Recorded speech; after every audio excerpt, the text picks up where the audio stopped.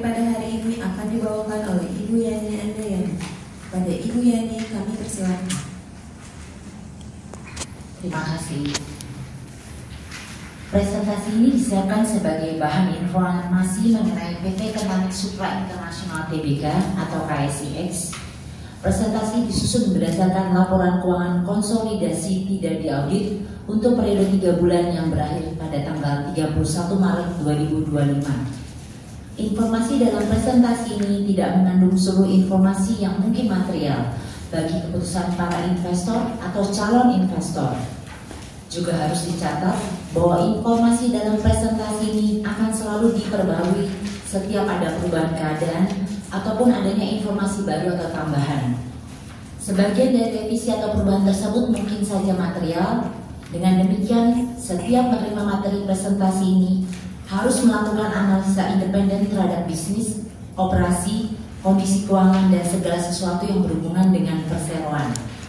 Setiap penerima juga harus melakukan penelaahan tersendiri atas kecukupan, keakuratan, dan kelengkapan dari seluruh informasi yang diberikan berkaitan dengan perseroan, karena informasi dan data dalam materi presentasi ini bukan merupakan pengganti dari evaluasi dan analisa independen. Materi presentasi ini bukan merupakan dokumen penawaran. Presentasi ini bersifat rahasia kecuali jika tersedia atau tersedia secara umum sebagai informasi publik sesuai dengan peraturan perundang-undangan yang berlaku, tidak boleh didistribusikan, dipublikasikan, ataupun diperbanyak, ataupun diungkapkan oleh penerima kepada orang lain. Presentasi ini bukan merupakan rekomendasi mengenai efek perusahaan. Presentasi ini termasuk informasi dan pendapat yang terkandung di sini diberikan pada tanggal presentasi ini dan dapat berubah tanpa pemberitahuan, termasuk perubahan sebagai akibat dari penerbitan hasil perusahaan yang tidak diaudit pada tanggal 31 Maret 2025. Presentasi ini memuat pernyataan pandangan ke depan. Pernyataan tersebut tercermin pada kata-kata yakin, percaya, estimasi, maupun kata-kata lainnya yang memiliki makna sama. Semua pernyataan selain pernyataan fakta historis yang disertakan dalam presentasi ini dan tak terbatas pada posisi keuangan perseroan, strategi bisnis, rencana dan tujuan manajemen untuk segi operasional di masa yang akan datang, termasuk rencana pengembangan, sasaran yang berkaitan dengan produk-produk dan jasa perseroan, serta antisipasi peluncuran produk adalah pernyataan pandangan ke depan. Pernyataan pandangan ke depan didasarkan pada berbagai asumsi tentang strategi perseroan pada saat ini dan masa mendatang, serta lingkungan di mana perseroan akan beroperasi di masa mendatang. Pernyataan pandangan ke depan hanya dinyatakan pada tanggal presentasi ini.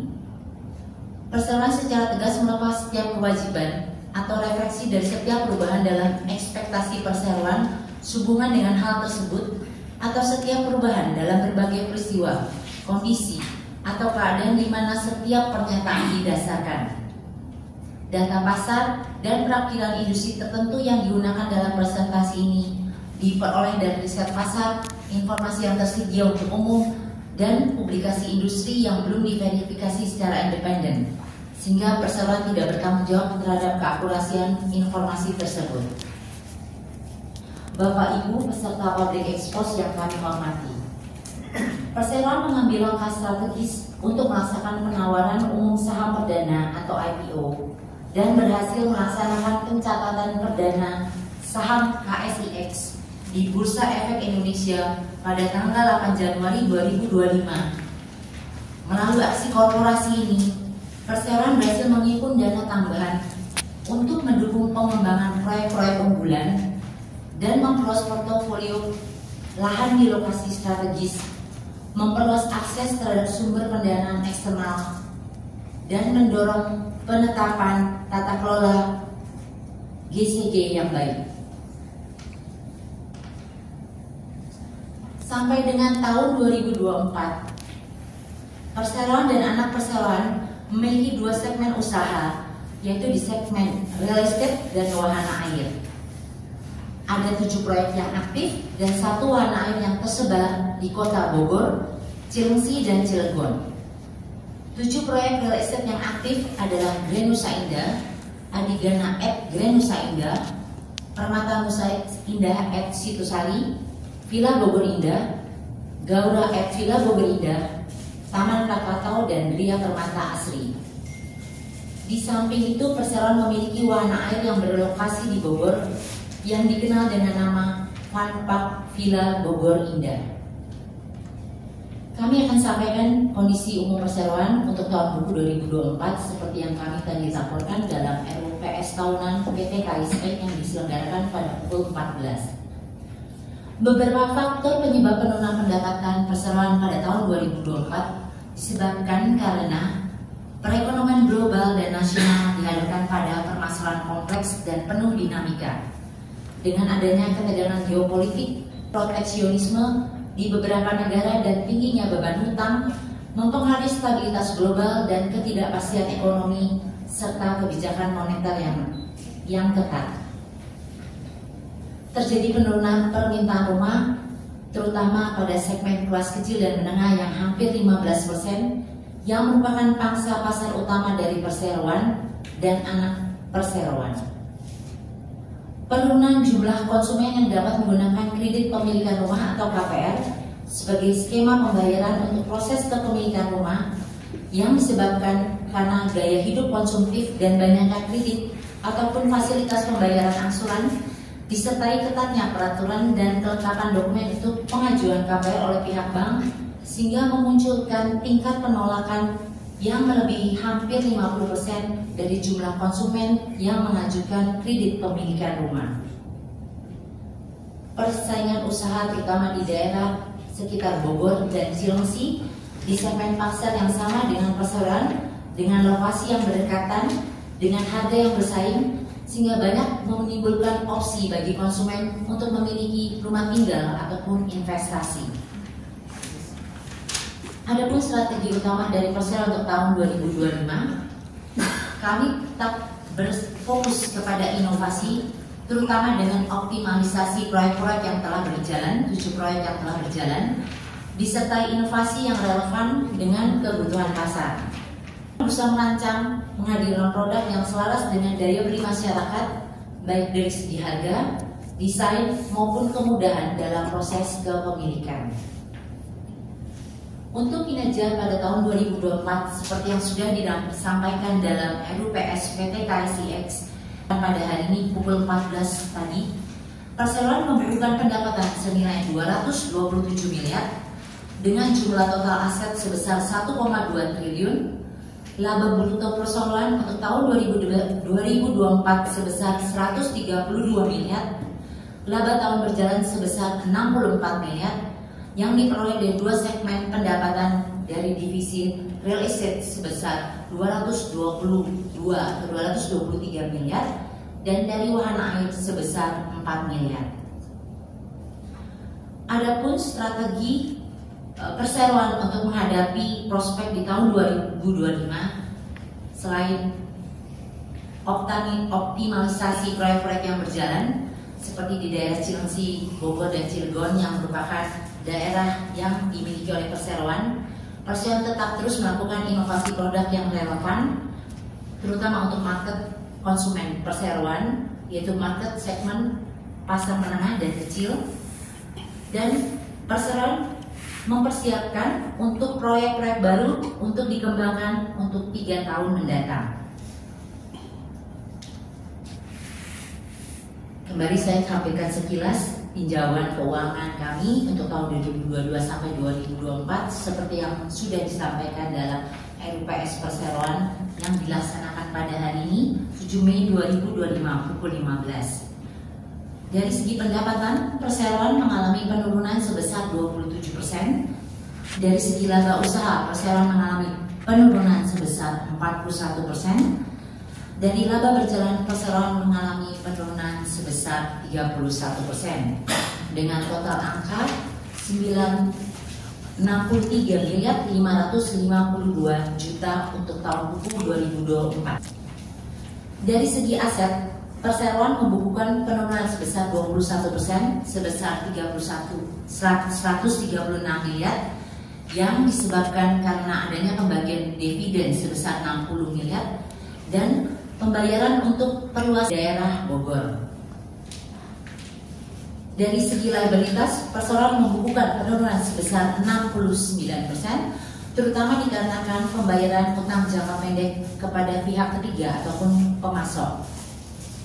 Dari segi ekuitas, perusahaan tidak mengalami perubahan yang signifikan. Kami tampilkan untuk kinerja keuangan perseroan untuk kuartal pertama tahun 2025. Perseroan mencatat pendapatan usaha yang diperoleh dari sektor real estate dan wahana air sebesar 37,9 miliar untuk sektor real estate dan 631 juta rupiah untuk sektor wahana air, di mana segmen real estate mengalami penurunan sebesar 26%, sektor wahana air sama juga mengalami penurunan sebesar 26%. Sebagian besar ini disebabkan karena kondisi umum yang sudah kami sampaikan di atas, penurunan daya beli konsumen, pengetatan moneter, dan ketidakstabilan ekonomi yang mengakibatkan penurunan minat beli konsumen dan penolakan kredit kepemilikan rumah untuk kesempatan bagi konsumen memiliki rumah. Dengan demikian, otomatis laba usaha dan laba perseroan juga mengalami penurunan dengan persentase yang kurang lebih sama. Dari segi aset dan ekuitas perseroan membukukan pertumbuhan sebesar 26%, untuk ekuitas sebesar 12%, terutama di aset lancar, di aset kas dan setara kas, karena adanya tambahan modal akan korporasi perseroan yang melakukan penawaran saham umum perdana pada tanggal 8 Januari 2025. Dari segi liabilitas, perseroan membukukan penurunan sebesar 23% dikarenakan adanya pelunasan kewajiban jangka pendek kepada pihak ketiga, dalam hal ini adalah pemasok. Dari rasio keuangan untuk kuartal pertama tahun 2025, untuk rasio lancar, perseroan mengalami pertumbuhan menjadi 47 kali meningkat dibandingkan tahun 2024. Untuk rasio kewajiban terhadap rasio aset sebesar 1,5% dan sebesar 99% dibandingkan total aset. Hal ini menunjukkan bahwa perseroan masih memiliki struktur permodalan yang cukup baik untuk tahun 2025. Kembali kami sampaikan seperti yang sudah disampaikan sebelumnya, hal yang dihadapi oleh perseroan untuk kuartal pertama tahun 2025 adalah penurunan pendapatan yang disebabkan karena penurunan daya beli, ketidakpastian ekonomi, akan bank, dan juga pengetatan ekonomi secara nasional maupun global. Akan tetapi perseroan tetap berusaha terus untuk mencari inovasi untuk meningkatkan pendapatan perseroan untuk tahun buku 2025. Strategi finansial yang akan dilakukan perseroan untuk tahun buku 2025, kami tetap berusaha mendorong efisiensi dengan perbaikan margin perseroan melalui efisiensi berkelanjutan di sisi produk maupun efektivitas pemasaran. Yang kedua, meningkatkan modal kerja perseroan melalui monitoring cash flow dan pengendalian pada nilai persediaan. Untuk outlook 2025, perseroan masih berfokus pada peningkatan penjualan dibandingkan tahun 2024 dan perseroan menargetkan pertumbuhan penjualan bersih di segmen real estate adalah sebesar 10%, di segmen pendapatan dari wahana air adalah sebesar 12%, dan perseroan akan tetap mengikuti pertumbuhan aset tidak lancar berupa persediaan tanah yang akan dijadikan perluasan proyek untuk dikerjakan di tahun buku 2026 ataupun tahun buku 2027 dengan di daerah Bogor. Demikian presentasi paparan publik tahun 2025 PT Kertanik Supra Internasional Tbk kami sampaikan. Untuk sesi tanya jawab kami persilahkan. Terima kasih. Saya coba jelasin mengenai strategi kita dalam menghadapi situasi ini. Seperti kita ketahui bersama bahwa situasi perekonomian kita saat ini atau usaha saat ini mengalami hal yang sangat tertekan sekali. Ya. terjadi banyak PHK, terjadi banyak pengurangan orang-orang yang itu mengakibatkan daya beli daripada masyarakat akan menurun, terutama untuk yang kalangan menengah ke bawah. Kalau yang menengah ke atas kurang begitu karena dia lebih kuat ambilnya. Jadi untuk yang bawah kita kerasa sekali. Yang kedua mengakibatkan apa? Karena banyaknya di PHK, ada NPL dari bank yang meningkat.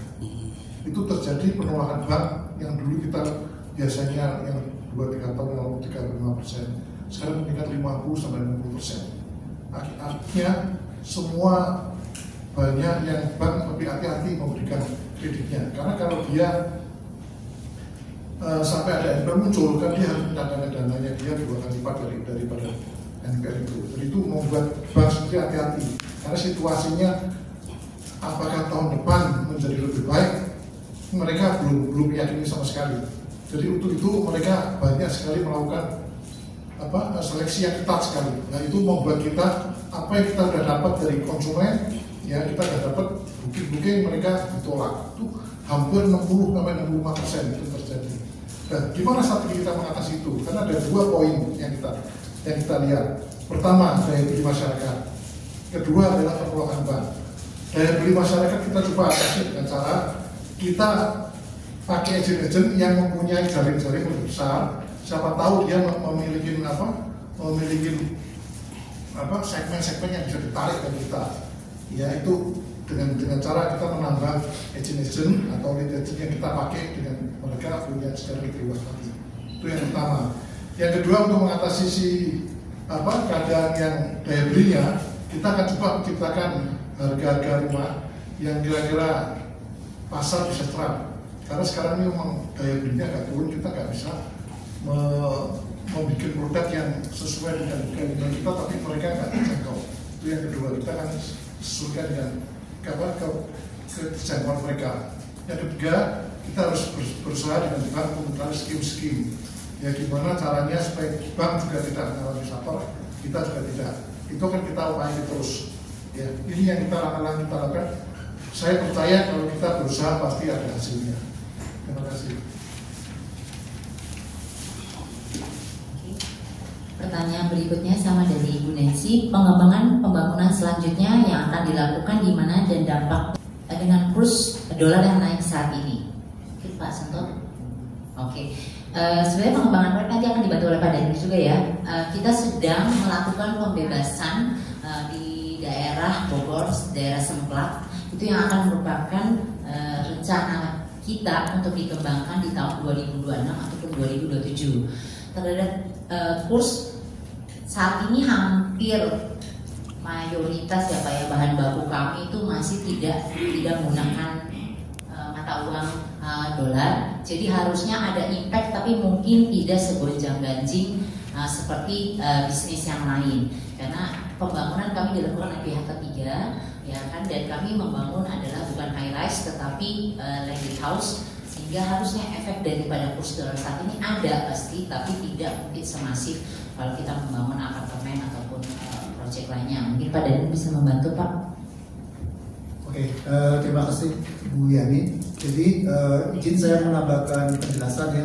Jadi tadi telah disampaikan Bu Yani bahwa mengenai pengembangan proyek, kita memang strategi dari pengembang adalah selalu mengusahakan perluasan kawasan, dan itu memang sudah kami rencanakan. Ada daerah yang tidak terlalu jauh dari proyek kami yang di Villa Bogor Indah yang sekarang existing, tidak terlalu jauh dari situ. Kami sedang melakukan pembebasan, dan pembebasan sudah dimulai sejak beberapa waktu yang lalu, dan kami rencanakan di tahun 2026 kami memulai pembangunan. Jadi itu yang pertama. Kemudian yang kedua, melengkapi dari penjelasan Diani tadi ya, mengenai kenaikan atau pelemahan currency rupiah terhadap mata uang asing, itu tidak mempengaruhi signifikan terhadap pembangunan rumah tempat kami, karena kami membangun segmen kelas menengah dan menengah ke bawah, sehingga mayoritas material atau kami balik ya, hanya sedikit material yang terpengaruh oleh currency. Jadi walaupun memengaruhi harga satuan bangunan, tetapi itu tidak terlalu signifikan, sehingga tidak signifikan memengaruhi kenaikan harga bangunan. Terima kasih, itu yang perlu saya lengkapi. Terima kasih, saya kembalikan kepada Bu Yani. Oke, thank you Pak Daniel. Pertanyaan selanjutnya dari media Suara Demokrasi Pak Luki. Tadi jawabnya sudah kami jawab ya Pak. Apakah ada pembagian dividen? Perseroan memutuskan tidak ada pembagian dividen. Apakah di rapat RUPS tadi ada perubahan direksi? Tidak ada perubahan direksi, tapi ada perubahan komisaris, di mana komisaris utama kami digantikan dengan Pak Yosef Darmawan Angkasa. Kita lanjutkan. Pertanyaan berikutnya dari Metropolitan, namanya lupa ditulis mungkin ya. Pertanyaan pertama, berapa capex atau belanja modal untuk tahun 2025? Yang kedua, target laba dan penjualan untuk tahun 2025. Yang ketiga, CSR tahun 2024. Yang keempat, strategi untuk meningkatkan keuangan perusahaan. Mungkin yang poin 1 dan 2 akan dibantu oleh Bu Febi. Untuk terkait capex belanja modal tahun 2025 ada sekitar 50 miliar yang akan digunakan untuk pembelian tanah. Kemudian untuk target laba penjualan 2025 sesuai dengan output dari perseroan, target pertumbuhan adalah sebesar 10%, maka untuk target laba adalah sekitar 25% dari revenue. Untuk CSR tahun 2024 ya, karena bisa dibantu Pak Daniel, apa kita melakukan tindakan CSR di tahun 2024? Baik, terima kasih. Kami mencoba memaparkan CSR yang telah kami lakukan di tahun 2024 ya. Seperti menjadi kegiatan rutin kami, jadi kami berpartisipasi pada kegiatan sosial yang kira-kira ada kegiatan tersebut ada di sekitar rumah kami, seperti kegiatan 17 Agustus atau yang berkaitan dengan kegiatan keagamaan, atau ada kegiatan yang untuk pembangunan rumah ibadah. Itu CSR yang kami lakukan di tahun 2024. Kemudian apa yang akan kami lakukan di tahun 2025? Sebagian sama yang dengan yang telah kami lakukan di tahun 2024. Namun ada tambahan di tahun 2025 ini kaitannya dengan kegiatan yang sifatnya pekerjaan umum. Jadi ada saluran pembuangan dari lokasi pembuangan kami untuk ke arah hilir, kami memberikan CSR untuk membuat, katakanlah untuk berpartisipasi membuat konstruksi yang permanen. Jadi yang sudah ada, yang sudah diatur pemerintah dengan baik, kami juga akan berpartisipasi. Kira-kira seperti itu Pak. Ya, terima kasih. Untuk strategi untuk meningkatkan keuangan perusahaan, rasanya kami tetap melakukan pola yang sama dengan yang kami sudah lakukan selama ini, monitoring cash flow. Jadi selama ini sudah 4 dekade perseroan itu berdiri, dan selama ini hampir dalam 4 dekade itu ya, 40 tahun itu sebetulnya perseroan dapat tumbuh tanpa melalui adanya pembebanan utang yang dalam jumlah besar. Jadi menurut saya kekuatan kami adalah balik lagi kembali ke monitoring cash flow, ya kan, dan ditambah dengan ketatnya persaingan di tahun 2024 ini. Mungkin kami juga akan mengendalikan juga belanja investasi dalam bentuk inventory, tapi balik lagi menghadirkan produk-produk yang memang diminati oleh masyarakat, sehingga dana kami mungkin tidak perlu banyak ada di dalam inventory yang sebetulnya turnover-nya tidak baik. Jadi menurut kami strategi kami yang paling utama itu adalah efisiensi, ya kan. Yang kedua ya tadi monitoring cash flow. Terima kasih. Mungkin ada pertanyaan dana IPO. Jadi pembebasan lahan itu murni kami generate dari operasional perusahaan, dan jika diperlukan kami akan melakukan penarikan dana pinjaman dari bank. Nah, jika diperlukan, jadi murni itu dari operasional perusahaan Pak. Jadi dana IPO pemakaiannya sesuai dengan yang kita sudah sampaikan di prospektus. Tidak ada untuk pembebasan lahan. Estimasi pembangunan rumahnya berapa unit, dan kira-kira untuk pencapaian penjualannya berapa itu Bu nanti untuk di Bogor? rencananya itu ada itu. Pembebasan lahan ini. Yang 2026 itu nanti kan akan mau dibangun rumah ya Bu. Oh, Ya. Berapa unit? Berarti rencana mau bangun apa? Apakah rumah atau bagaimana? kita kan membangun rumah. Berapa unit estimasi untuk? Sebetulnya menengah, ya. Jadi kisaran harga berapa Pak? Kita mau bahas kita sekitar Ya 1 sampai 1,5. karena Ya. harga dasar tanah itu mahal. Oh siap. Siap. Jadi 1 sampai 1,5 ya, targetnya pasti biasa kalau tahun pertama mungkin sekitar 30 sampai 50 miliar karena kan baru launching ya Pak ya, gitu. Kurang lebih gitu. Siap. Tadi.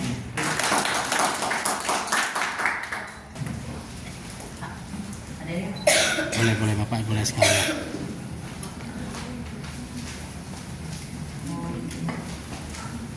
Jadi yang mau foto silakan.